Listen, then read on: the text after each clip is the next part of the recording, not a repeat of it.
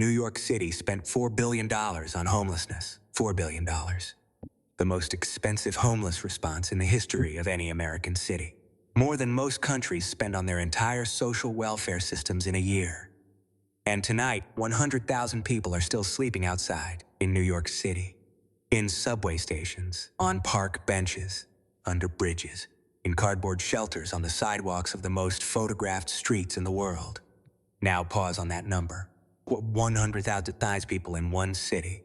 After $4 billion was spent specifically to prevent exactly this. New York did not fail quietly.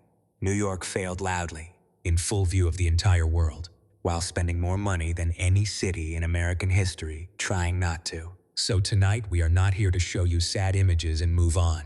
Tonight, we follow every dollar. We find out where $4 billion went, who received it. Why the people sleeping in Times Square subway stations never saw a single cent of it, and what this city would look like if even a fraction of that money had been spent honestly.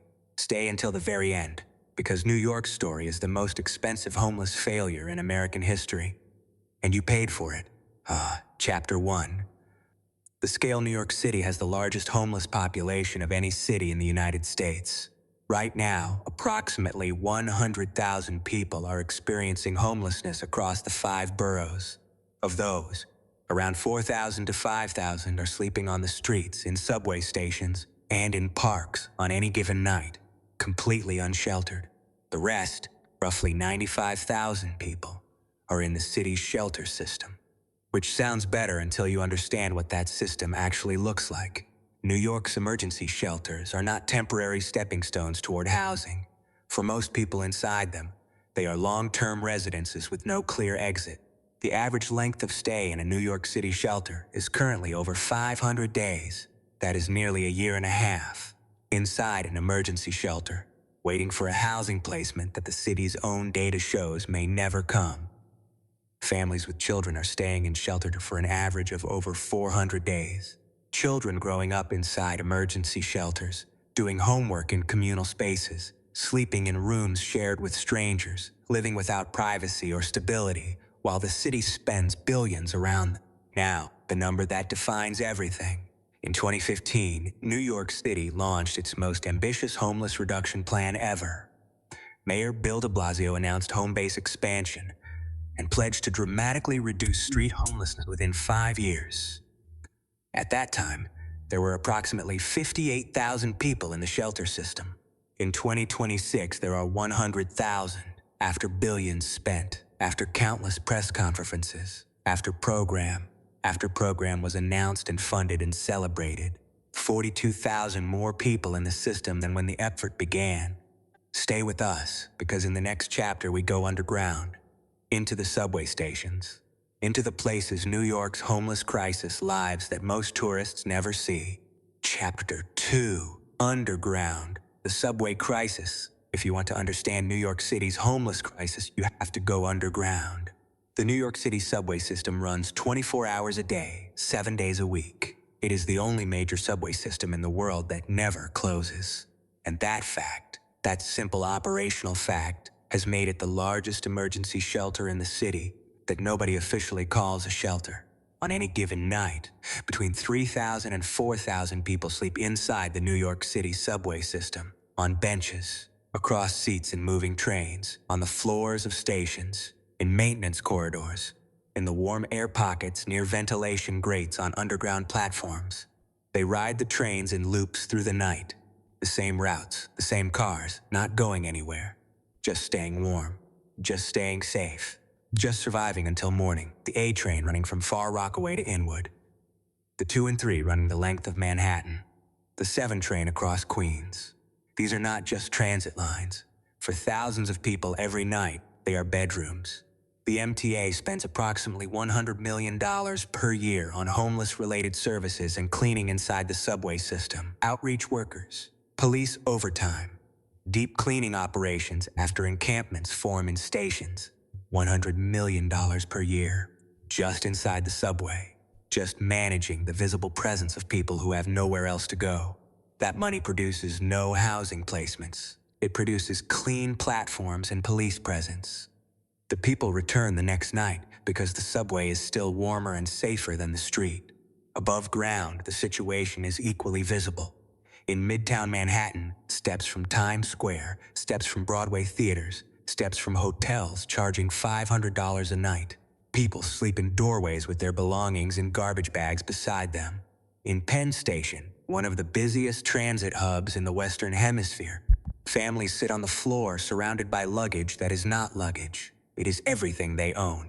In Central Park, one of the most visited public spaces in the world, people have established camps in wooded areas that remain occupied for months at a time. This is what $4 billion looks like on the ground. Stay with us, because the next chapter follows the money. And what we find explains exactly why $4 billion produced this result. Chapter 3. Where did $4 billion go? New York City spends more money per homeless person than almost any city in the world. The city's Department of Homeless Services budget has grown from approximately $1 billion in 2014 to over $3 billion in 2026. Add state and federal contributions, and total spending on homelessness in New York has crossed $4 billion over the past several years. Now look at what that money bought. New York City operates approximately 700 emergency shelter facilities across the 5 boroughs. These shelters house roughly 95,000 people on any given night. The cost to shelter one person in New York City's system is approximately $140 to $215 per person per night, depending on the facility type. Read that again. $140 to $215 per person per night. That is more than the nightly rate at a Holiday Inn in most American cities.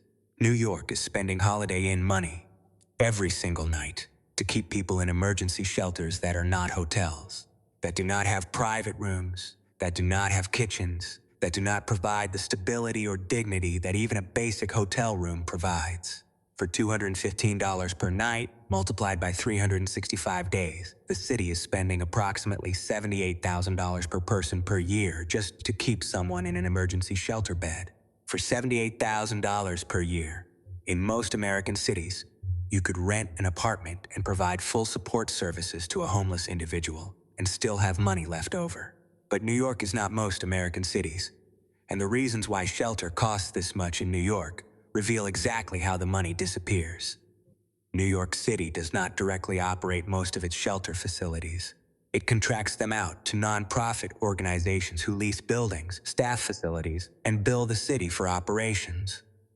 Those nonprofits lease buildings from private landlords, often at above market rates, because shelter contracts guarantee payment regardless of occupancy and regardless of outcomes.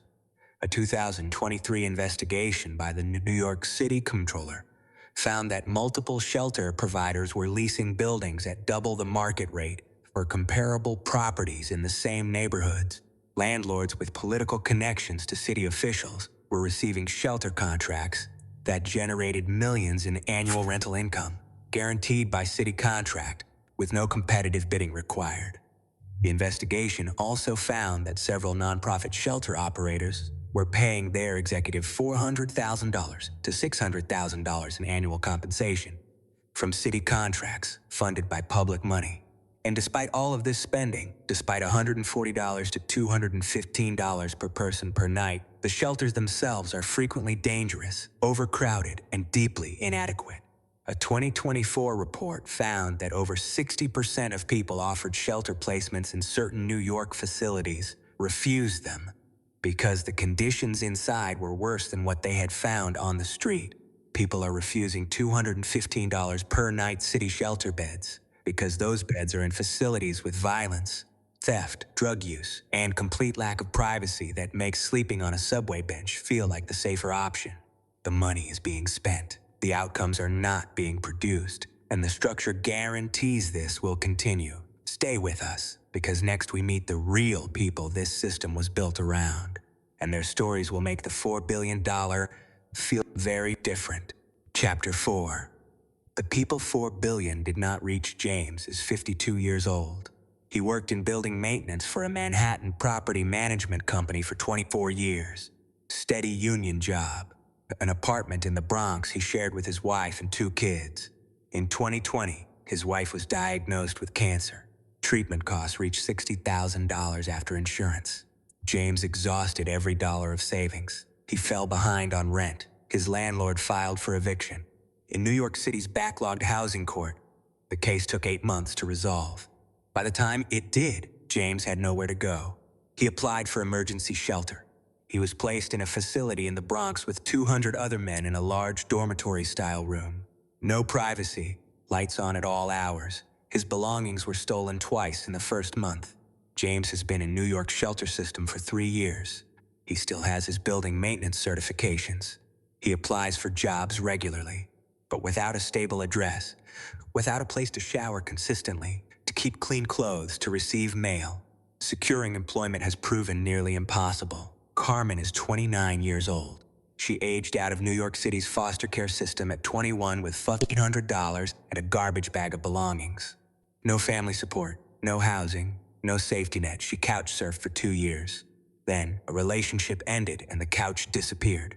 Carmen has been in and out of New York's shelter system for 6 years. She has had 7 different shelter placements across 4 boroughs. Each time she builds a small sense of stability, a routine, a familiar face, a local job application. She is transferred to a new facility. The transfers happen without warning, without her input, because bed availability in New York's shelter system is managed like a logistics operation, not like a human service. Carmen is currently on the waiting list for permanent supportive housing. She has been on that waiting list for 2 years and 4 months. James and Carmen are not outliers. They represent the experience of tens of thousands of people inside New York's shelter system. People who are technically housed by the city's count, technically being served by the city's programs, technically part of the system that $4 billion funds. But who are no closer to permanent housing than the day they arrived. Stay with us, because the next chapter shows what is working and why it is being deliberately kept too small to matter. Chapter 5. What works and why it stays small. There are programs in New York City right now that produce real results. Pathways to Housing, the organization that pioneered the Housing First model, was founded in New York City. Their approach places chronically homeless individuals directly into permanent apartments. No sobriety requirement, no treatment compliance prerequisite, and then provides wraparound support services. Their housing retention rate after 2 years is over 80%. Pathways to Housing operates at a fraction of the scale needed. The city's mainstream shelter system, at $215 per night per person, receives the overwhelming majority of public funding. Breaking Ground operates permanent supportive housing and street outreach programs in New York, with documented success rates significantly above the system average.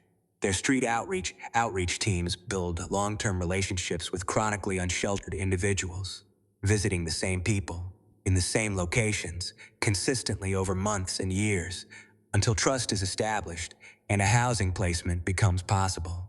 This relationship-based approach costs a fraction of nightly shelter operations. It is underfunded relative to demand. The city of Houston, as we discussed in Los Angeles, reduced its homeless population by 63% using coordinated, outcome-focused housing first implementation. New York City officials have visited Houston, have studied the model, have published reports acknowledging that it works. New York has not implemented it, because implementing it would require dismantling the $4 billion contracting ecosystem that currently surrounds the shelter system. It would require holding nonprofit operators accountable for housing placements instead of bed occupancy. It would require removing contracts from politically connected shelter operators who have not produced results. That accountability has not arrived, and until it does, James will keep waking up in a dormitory shelter. Carmen will keep waiting for a call about her housing application, and the number after $4 billion will be $5 billion. See, in conclusion tonight, we followed $4 billion through New York City. We found it in $215 per night shelter beds that people refused because the conditions inside were worse than the street. We found it in nonprofit executives earning $500,000 from city contracts. We found it in landlords leasing buildings to shelter providers at double market rate, guaranteed by city contract, with no competitive bidding, and we found what it did not reach. James 24 years of union work, 3 years in a dormitory shelter, still waiting for a housing placement while his maintenance certifications collect dust. Carmen, 6 years in and out of the system, 7 shelter placements across 4 boroughs, 2 years and 4 months on a permanent housing waiting list that never seems to move. 100,000 people in New York City experiencing homelessness after the most expensive homeless response in American history made the number worse, not better. The money was real. The people are real. The distance between them is a system that profits from the crisis continuing and has never been forced to account for the results it produces. New York City could change this. The models exist. Pathways to housing proved it here, in this city, decades ago. The only thing standing between $4 billion and 100 housed people is a political system that has decided the contracts matter more than the outcomes. Until that changes, the A train will keep making its loops through the night, and the people riding it will keep riding it, not going anywhere, just surviving until morning. May every person sleeping in a New York subway car tonight find a door that stays open. May James find that his 24 years of work finally count for something inside a system that keeps asking him to prove himself. May Carmen find a housing placement that does not come with a transfer notice attached. May this city, the most powerful city in the world, finally decide that 100,000 of its own people are worth more than the contracts built around their suffering. Thank you for staying until the very end. If New York's story changed something in you, like this video right now. Subscribe and turn on notifications, because tomorrow we go to Portland. $1 billion spent, crime tripled, an entire downtown emptied. The story of how one American city destroyed itself trying to solve a problem it never really wanted to solve. That story is next. We will see you there.